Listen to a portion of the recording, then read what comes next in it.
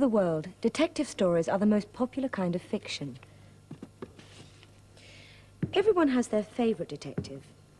But who is the most famous detective of all? Oh, we shall soon know. Inspector Morse.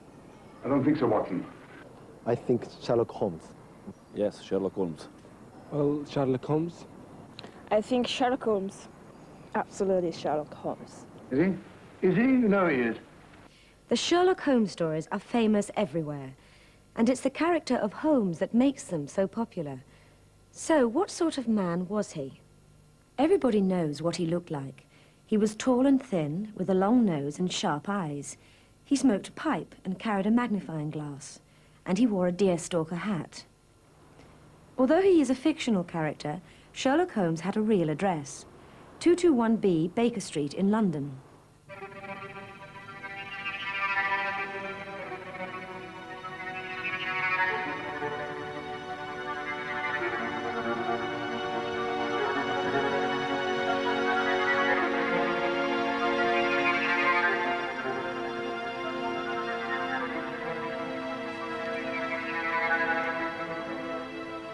Today, this is the Sherlock Holmes Museum. Many people believe that Holmes is a real person. Every day, letters for him arrive at this address.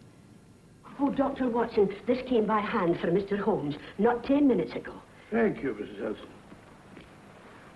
Holmes was a very intelligent man. He was an expert in chemistry and investigated crime like a scientist.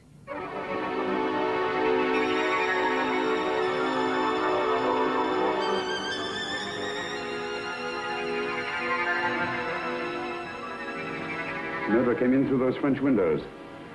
The mud from the garden he brought in on his boots. That wasn't very difficult, was it? Elementary, my fellow. Sherlock Holmes had many other abilities too. He was strong and athletic. He was a good boxer, and he was a master of disguise. He was also a superb violinist. In fact, he was the original Superman.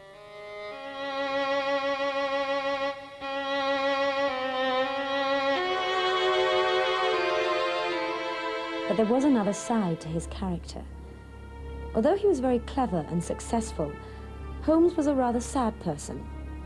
He thought everyday life was boring and depressing. And when he was feeling miserable or bored, he spent all day in bed. And sometimes he took drugs. Drugs? Yes, he took cocaine. Before it became illegal, of course. He shared his flat with his only friend, Dr. Watson. Holmes never fell in love, and he never married. He said that he didn't understand women. Dr. Watson described him as a brain without a heart, more a machine than a man. Detectives are often more famous than the writers who create them. Let's see if people know who wrote the Sherlock Holmes stories. That's a very good idea. Yeah, it's a very good idea. I don't know. No, I don't know. I don't know, sorry. I don't know.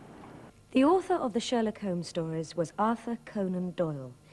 He was born in Scotland in 1859. He was a doctor, and he wrote detective stories in his spare time. Conan Doyle wrote 26 Sherlock Holmes stories between 1887 and 1895.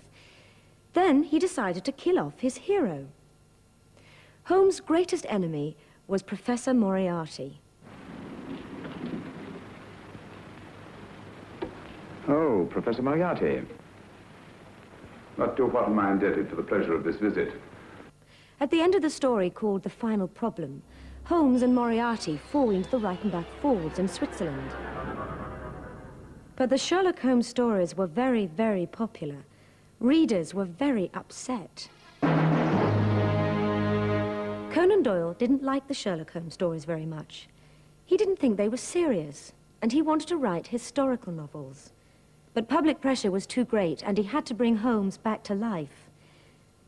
Conan Doyle continued writing stories about his detective hero for another 25 years.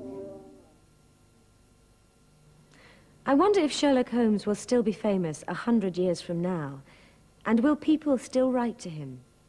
No, it's possible, quite possible.